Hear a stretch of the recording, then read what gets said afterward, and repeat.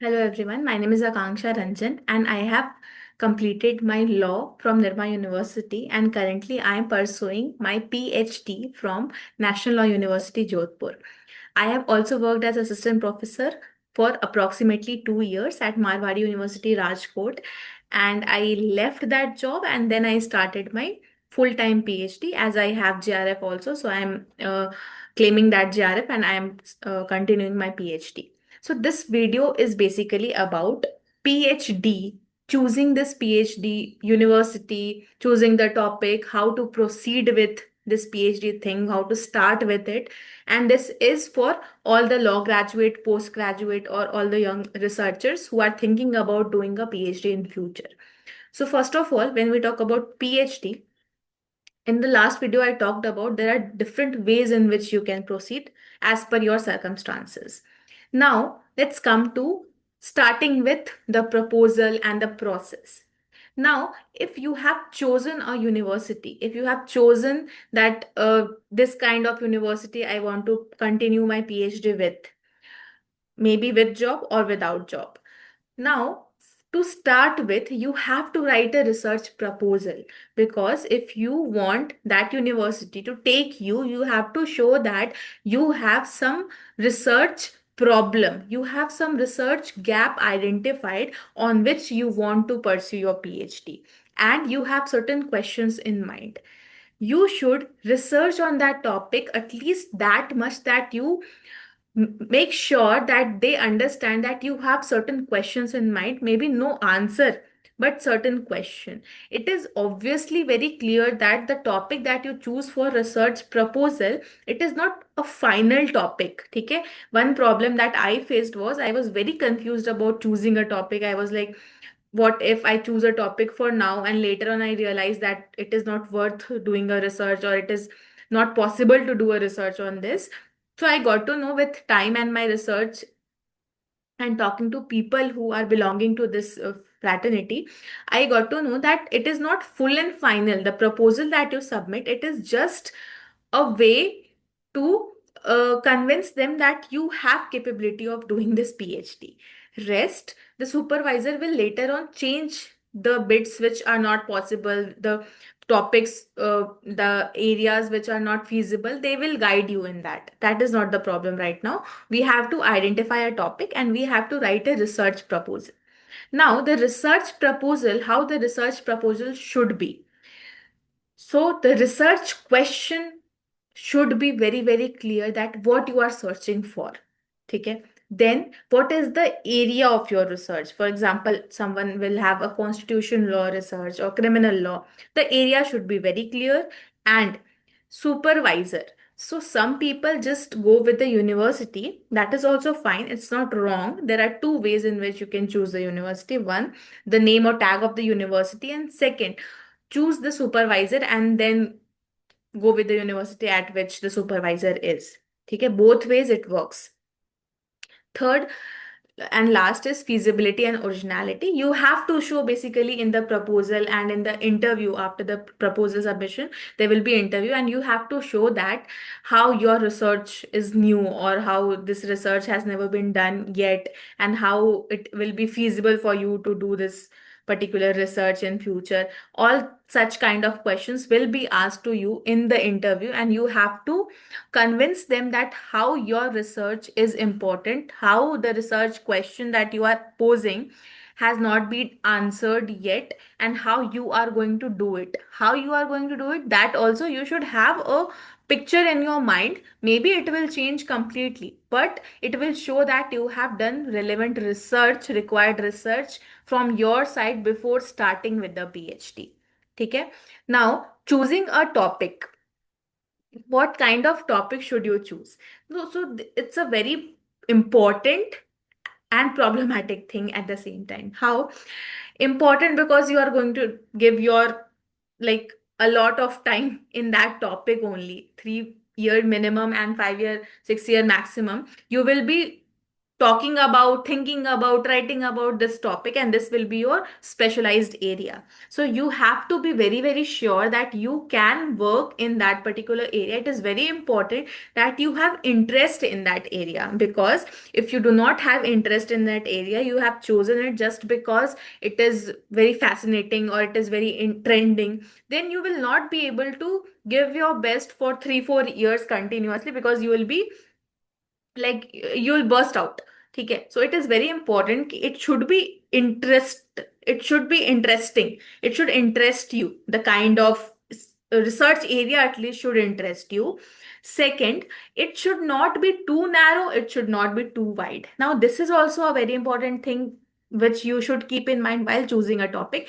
These heads which I have written over here, it is very obvious that you should read the cases which are going on in that relevant area, what are the issues which are emerging, the and interdisciplinary thing is very trending, very like it is very important right now, because there is a connection between different field and you have to establish that connection in your research works, and you have to find a research gap. But apart from this, when you are choosing a topic, you have to ensure that it is not just a topic on which a research paper can be written and it will be done.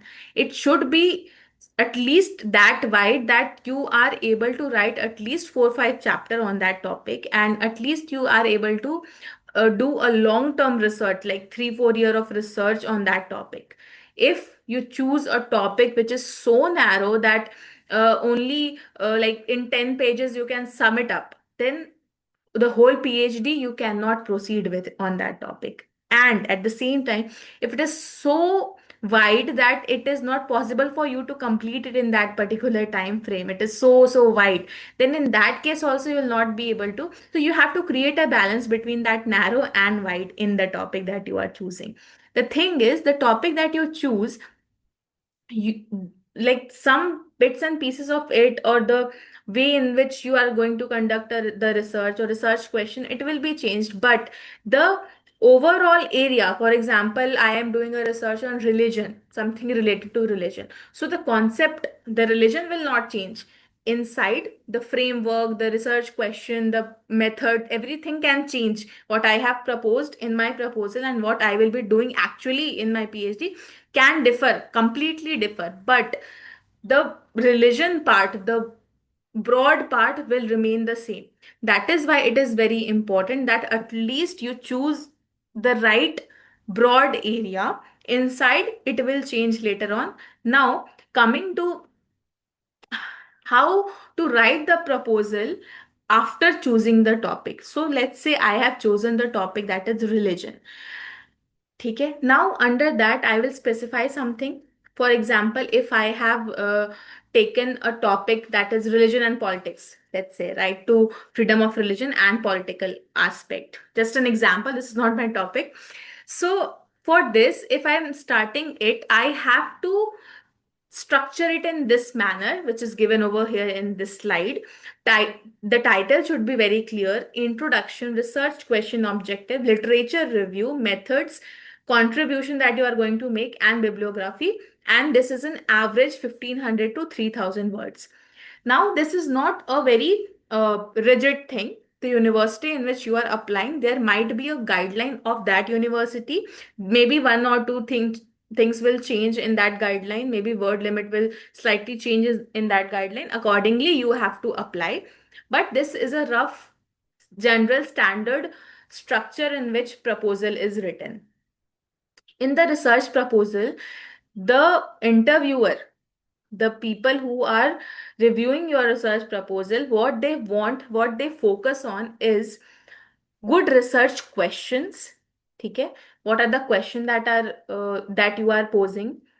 Literature review, which will help them to understand that how much relevant literature you have gone through before choosing the topic, or before making the research idea question that you are posing, whether you have read sufficient literature or not. Now, literature review is a very lengthy thing. It's not always possible that you have read everything, or you are writing a very lengthy literature review. The word limit is also given over here, right? So you don't have to write very lengthy literature review, but you have to mention at least 8 to 10 good literature of that particular field, so that the interviewee is convinced that you have read sufficient literature in that area, and based on that literature only you are saying whatever you are saying in the research question or research objective. What you are saying is based on the literature, not something coming from your own mind. That is why literature review is very important. Then methodology. Now methodology, they are knowing that this methodology will change because you are not an expert of this topic or research right now. You are starting with your PhD, so it will change, but they will check that whether you know the basics of the methods that you are writing over there. Means if I have written that I will do a qualitative analysis, I will use this tool in my research. So I should be well aware that what that tool is, whether it is relevant in my research or not. I should correlate with that. That much they should be convinced with. And then what is the new thing, what is the contribution that you are going to make with this research, why this research is important, why they should choose you. So that is the major basic question that they ask. And then uh, this will be the question will be around these things. So what you have to focus in the research proposal is a good topic, the topic which is related to your specialization, a topic which interests you, a topic which is sufficient to complete your whole PhD in the given time duration, a topic. After that topic, the sufficient literature review you have done, and if you have done the sufficient literature review, then you will be able to write a proper research questions on the basis of that. So that is sufficient for a good research proposal.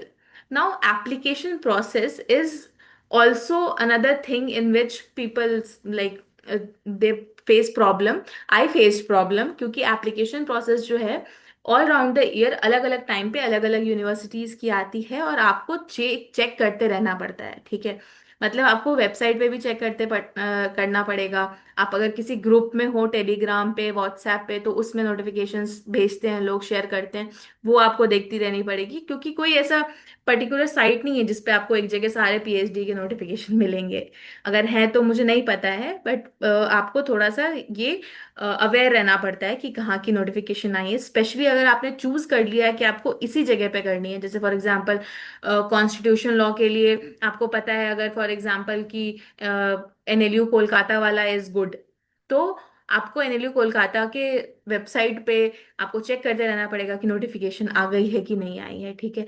Similarly अगर कोई supervisor है जिसको आप जानते हो कि आपको उसी के अंडर में रिसर्च करना है, तो फिर उस सुपरवाइजर से आप कांटेक्ट भी कर सकते हो। लोग उनको मेल करते हैं पर्सनली, और ऐसा नहीं है कि वो रिस्पॉन्ड नहीं करते हैं, they respond.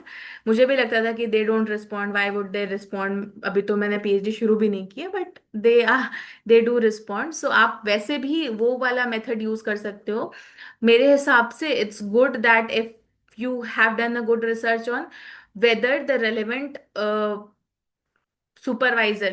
supervisor related to your relevant area, focus area, are there in the university or not. For example, if some university is very good at corporate law, and the faculties over there are the supervisors who will be there are very good at corporate law, then you should choose that university if your topic is related to corporate law. So like that you can choose. And if you are just choosing PhD to complete it, because that is also very okay, because it's very relevant कि आपको PhD complete करनी है, doctor लगाना है, because आपको promotion चाहिए, आपको job चाहिए, आपको फैकल्टी बनना है।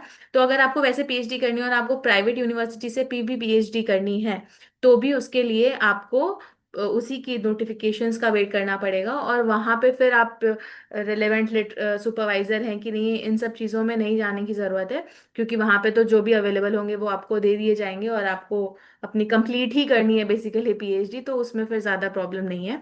तो वो आप अपने कंफर्ट और उसके हिसाब से कर सकते हो। बट अगर PhD रिसर्च करनी है और आपको देखना है कि कहाँ पे आपका सही, आपके टॉपिक पे चीजें हैं, तो फिर उसके हिसाब से you have to choose the right university and supervisor, and check करते रहना पड़ेगा, अवेयर रहना पड़ेगा, और उसके हिसाब से नोटिफिकेशन के हिसाब से करना पड़ेगा। इसके अलावा अब जैसे नेट है, नेट का एग्जाम होता है, जेआरएफ होता है, तो डिपेंडिंग अपॉन कि आपके पास क्या है इन हैंड, अगर स्कॉलरशिप है JRF, well and good. Otherwise भी यूनिवर्सिटीज के अंदर आप अगर पीएचडी इनरोल करते हो, तो वहाँ पे उनका भी अलग अलग यूनिवर्सिटीज की अलग अलग सिस्टम होती है, बट उनके पास भी वैकेंसीज होती हैं, जैसे रिसर्च फेलो की, टीचिंग असिस्टेंट की। तो वहाँ पे आप पीएचडी के साथ साथ वहाँ पे वो वैसा एडमिनिस्ट्रेटिव और टीचिंग वाला काम करा के, and they pay you some stipend over there also. तो अगर जेआरएफ नहीं है तो भी स्टाइपेंड मिलता है। अलग अलग यूनिवर्सिटी के अलग अलग लाइक क्राइटेरियाज हैं, अलग अलग तरीके हैं, बट तो भी अवेलेबल है। ऐसा नहीं है कि जेआरएफ नहीं है तो there will be no money. अलग अलग यूनिवर्सिटीज में, गवर्नमेंट यूनिवर्सिटीज में भी स्टाइपेंड का प्रोविजन होता है, so that is also one thing. Apart from that, कुछ यूनिवर्सिटीज में फुल टाइम ही होता है, there is no option of part time, and कुछ यूनिवर्सिटीज में दोनों ऑप्शंस होते हैं, तो आप अपने हिसाब से उसको चूज कर सकते हो। क्या अच्छा है क्या बुरा है वो मैं नहीं कमेंट करूंगी, क्योंकि अच्छा बुरा कुछ नहीं है। अगर आप फुल टाइम रिसर्च ही कर रहे हो, तो फिर उसमें ये होता है कि आपकी टीचिंग एक्सपीरियंस काउंट नहीं होती है, और अगर आप जॉब के साथ रिसर्च कर रहे हो, पार्ट टाइम पीएचडी कंटिन्यू कर रहे हो, तो आपकी टीचिंग एक्सपीरियंस भी बन रही है और आप पीएचडी भी कर रहे हो, that is a difference that is there. उसके अलावा भी बहुत सारी चीजें, तो वो आप अपने कंफर्ट के हिसाब से रिसर्च करके चूज कर सकते हो। बट इस वीडियो में मैंने यही बताने की कोशिश की है कि रिसर्च प्रपोजल कैसे बनाना है, स्ट्रक्चर क्या होगा, टॉपिक कैसे चूज करना है, क्योंकि ये बहुत ही बड़ा एक प्रॉब्लम है जिससे मैंने भी जूझा जूझा है। मैंने भी बहुत टाइम तक टाला है बेसिकली, कि नहीं, प्रपोजल टॉपिक समझ नहीं आ रहा है तो अभी पीएचडी नहीं करनी है। एक साल लगभग पहले शुरू कर सकती थी मैं, बट एक साल बाद किया है, क्योंकि मुझे समझ नहीं आ रहा था कि टॉपिक क्या करना है, और प्रपोजल कैसे करना है, कहाँ पे अप्लाई करना है, क्या करना है। तो ये वाली चीज़ है, तो इसलिए मैंने ये वीडियो है कि आपको अगर कुछ समझ ना आ रहा हो, तो you can take help of this.